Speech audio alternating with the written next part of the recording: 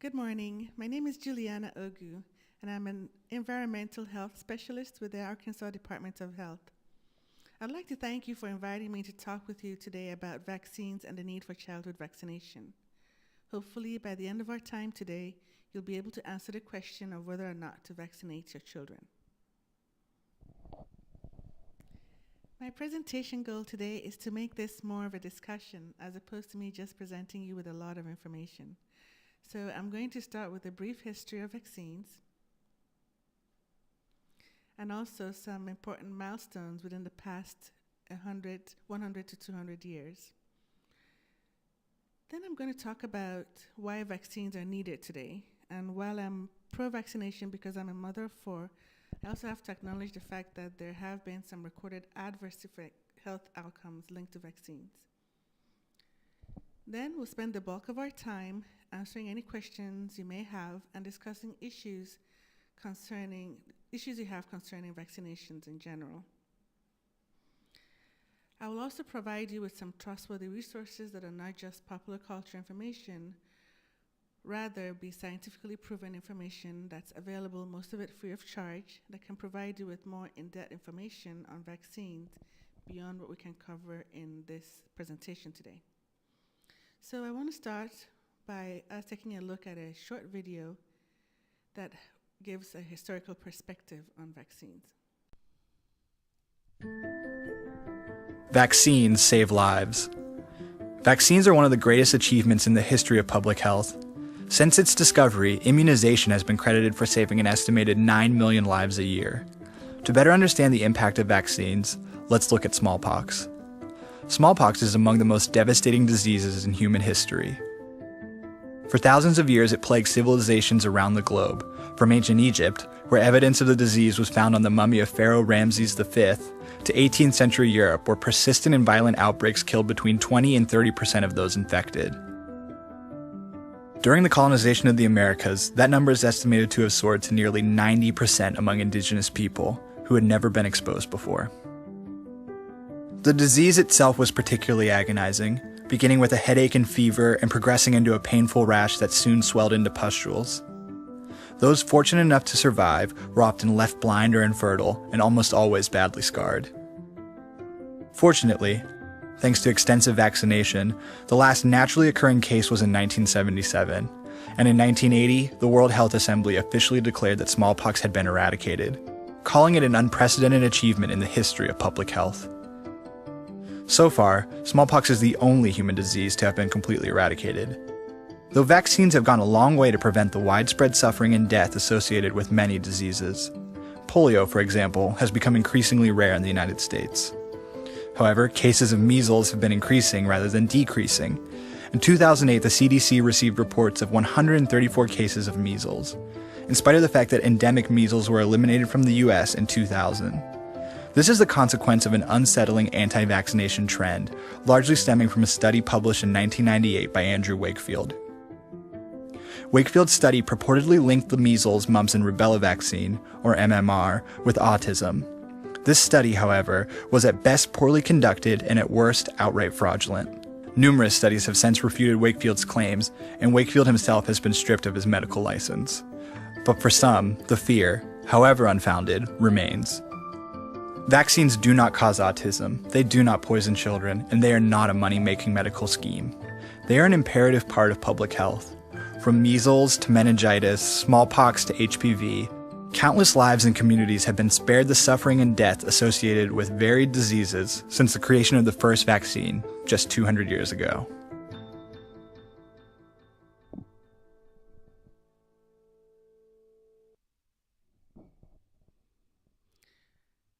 Okay, and here's a portrait of Edward Jenner. He was an 18th century physician and scientist that's credited with starting the inoculation or vaccination process. He's often referred to as the father of immunology, and it is now known that even before the 1800s, as far back as actually the 1100s, in Turkey and some places in China, Europe, and Africa, there were versions or variations of inoculation. But Jenner was the very first to test the theory out for smallpox at the time using cowpox. He tried it on several people and he published his findings in 1798. And as was mentioned in the video, as of 1966, smallpox has been declared eradicated worldwide. For us today, we have no experience with smallpox, but here are some images of what smallpox victims looked like.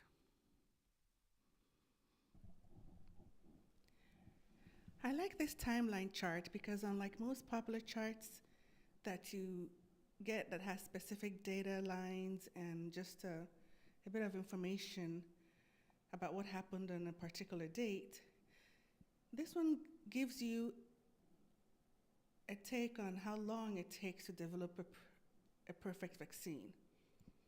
For instance, a typhoid vaccine was first developed in 1896. Now, in 1918, there was a pandemic of what was then called the Spanish flu that killed over 50 million people worldwide and 675,000 people here in the United States. You can see from the graph that shortly after that, the influenza vaccine was developed. The fact that it's in the yellow color shows that we are still perfecting it. We still don't have a really good influenza vaccine. It's partially effective. In 1938, President Franklin D. Roosevelt founded what was then the National Foundation for Infantile Paralysis, that is known today as the March of Dimes. He was a victim of polio. As of 1994, the World Health Organization has now declared the Western Hemisphere, which includes the Americas, free of polio. Polio is a devastating disease. Even though most of its victims don't die, it affects their quality of life greatly. Here are some images of people who suffer from polio.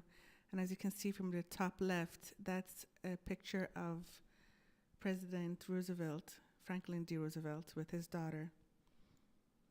Today, while most of the world is free of polio, it is still endemic in two main places, in particular in northern Nigeria and the border between Pakistan and Afghanistan.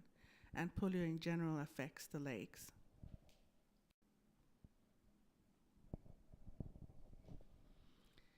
As we saw from the video, smallpox and polio are two diseases in which we've made a lot of improvement thanks to vaccines.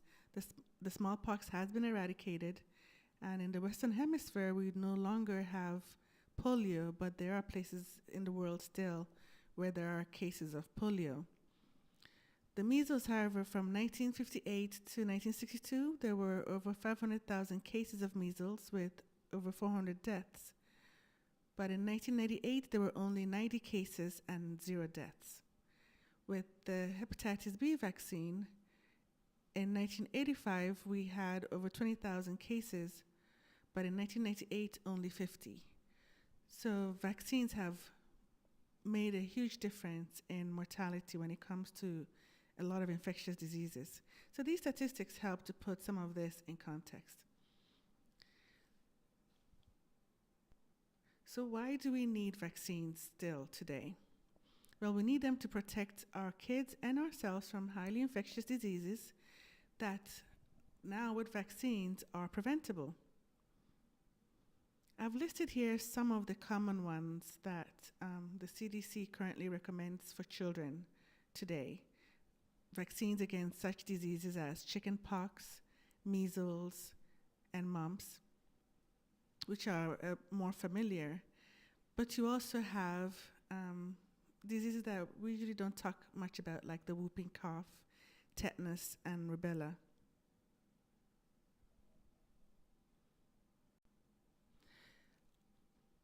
I wanted to go back to this slide one more time to point out that there are some serious diseases today that we still don't have vaccines for, that we have vaccines in the works, the ones in red, for diseases such as HIV and the Ebola virus that we had an outbreak of about 2 years ago. And if you look at the bottom of the chart, we've been working on a vaccine for malaria for a very long time. While it is not much of a problem here in the US, it is a devastating disease in tropical areas, just such as sub-Saharan Africa, Asia, and South America.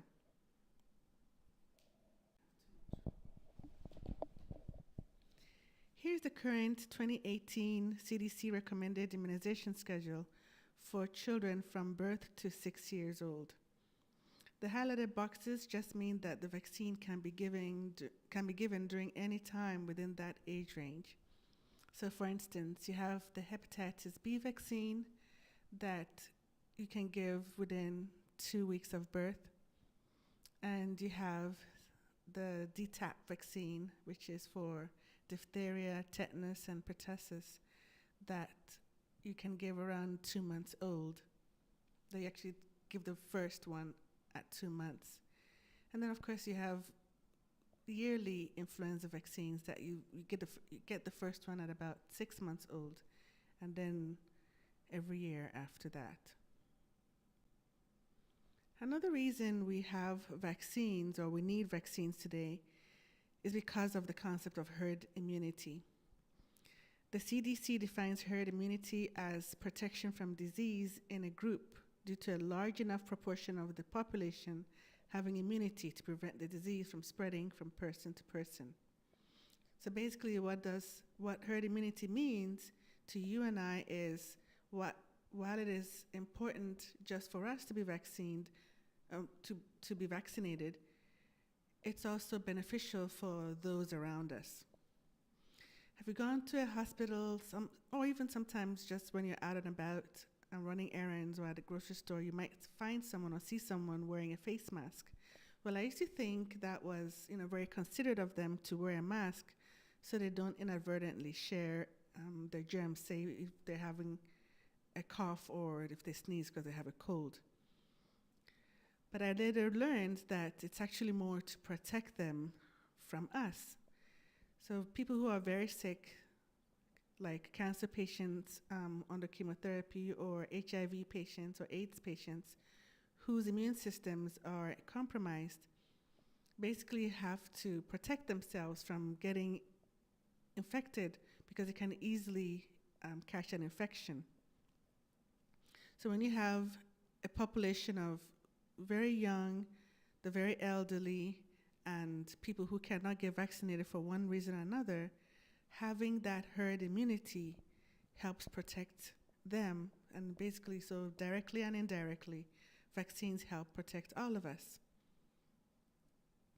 So because of recent trends in people not wanting to, or choosing not to vaccinate their children or themselves, we're getting outbreaks of such vaccine preventable diseases as the mumps outbreak we had in northeast Arkansas not quite 2 years ago. So these vaccine preventable diseases are still a threat. So given the information we've learned so far, I know it must be puzzling that there's so much fear of vaccines. This is because there's a lot of misinformation out there concerning vaccines that's easily accessible from the internet or even from the regular media. Here are some reasons that people have offered for not wanting to vaccinate themselves or their children. They say things like, oh, whenever I usually don't get the flu, except when I get a flu shot, then I get the flu. So they don't want to get a flu vaccine. Or some say that vaccines have been linked to aluminum toxicity or autism, which has not been proven. There's also the thought that, okay, well, we don't have these diseases anymore, so why should we get vaccinated against them? And of course, who wants to see a cute little baby get shots? So you hear moms saying, well, they're just too young to get all those shots. And then when I was in college, I had a friend who is a Christian Scientist, and she was at the time against modern medicine. But I remember, though, when she did have her children, she eventually did go to a hospital. So I know a lot of people have religious and cultural beliefs that stop them from getting vaccines. I have one more quick video I'd like us to watch concerning vaccines and immunity, because usually when there's a rumor or misinformation about something, there's usually a kernel of truth in there somewhere.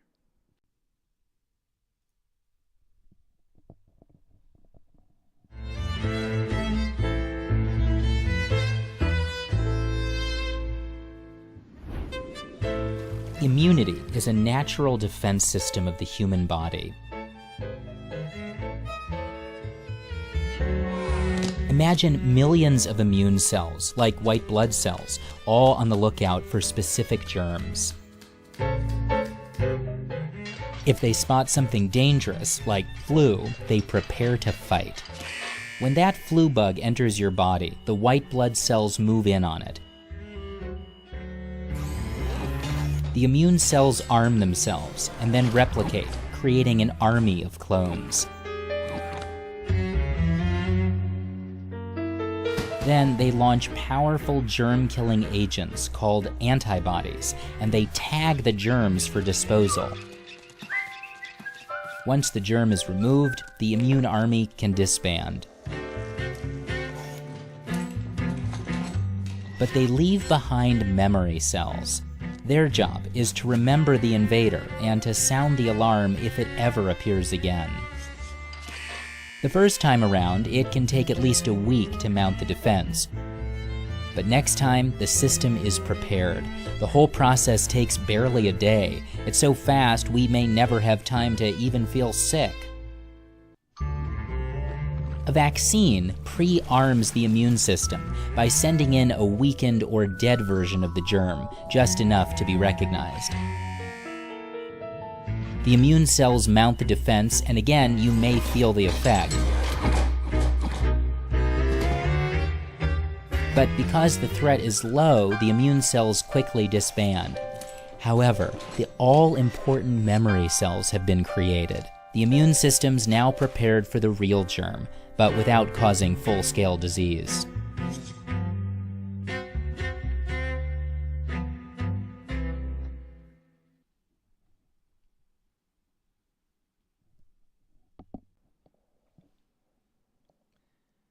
So as we can see from the video, vaccines do contain a weakened or, in some cases, a dead version of the virus that we're vaccinating against. So there have been some cases where people have been harmed by a vaccine.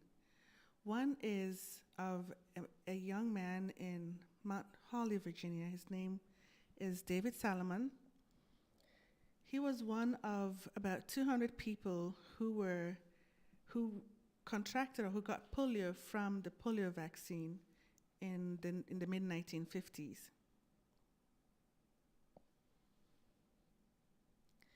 Also, about 10 years or so, 5 years or so ago, in Melbourne, Australia, there was a young boy, Luke Philbin, who, when he was 6 months old, got his 6-month vaccinations, and 10 days later he had a seizure. And at the time, his parents assumed the vaccine caused the seizure. The vaccine made him ill, but it was later found out that he actually had Dravet syndrome. Dravet syndrome is a type of epilepsy that can be triggered by a fever, among other things. So some healthy children can have a fever or even a seizure from getting a vaccine. But usually under normal circumstances, the immune system will respond, and it's usually short-lived. But there are a handful of people who might have prolonged adverse effects from a vaccine. The CDC and the FDA jointly have a database or where you can report adverse effects from vaccines, and it's called the Vaccine Adverse Event Reporting System, or VAERS.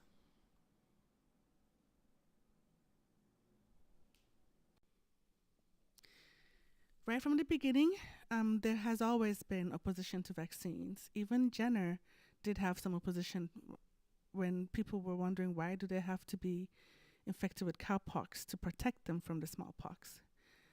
And in 1905, Henning Jacobson, who was a pastor in Massachusetts, didn't want to get the smallpox vaccine, the mandatory smallpox vaccine, and he took his case all the way to the Supreme Court. saying that the 14th Amendment gave him the right to refuse vaccinations. But the Supreme Court put the interest of the community over the interest of the individual, and said that his case, and decided to hold the public well-being over, his personal well-being. So he did not win the case. And then perhaps the most well-known event, anti-vaccination event, is Dr. Andrew Wakefield's publishing of a study in the Lancet in 1998 that suggested an association between the MMR, the measles, mumps, and rubella vaccine, to autism, connecting it to autism and colitis. Well, it was later found out that not only was his research flawed, but also there was a conflict of interest, because some lawyers who wanted to sue vaccine manufacturers offered him over 80,000 euros. So Dr. Wakefield at the time in 2010 was stripped of his medical license to practice medicine in the UK. And today there are various celebrities who are strongly opposed to vaccination, and well-known self-proclaimed anti-vaccine activist is Jenny McCartney, who is an actress. So here are some reliable resources, as promised, that you can easily, at your own time, to your own leisure, look into, that has a lot of information about vaccines. There's the American Academy of Pediatrics website. There's Immunization Action Coalition that has a lot of good information. And if you want to also get more information about the history of vaccines, there's a website called thehistoryofvaccines.org. And the Center for Disease Control and Prevention has a lot of statistics, current and historical, about vaccines and the milestones we've been able to achieve because of vaccines. And there are some good books as well you can check out from your local library. For those who want something easily on the go, there are some apps, some mobile apps for both the iPhone and iPad and Android. There's the Vaccines on the Go. There's also Healthy Children. And then if you travel a lot, there is Travwell that gives you information about vaccine recommendations for different parts of the world you might be traveling to. And there are also some videos, and the number for the CDC and the Immunization Action Coalition. So here are some of the references I used to prepare this presentation.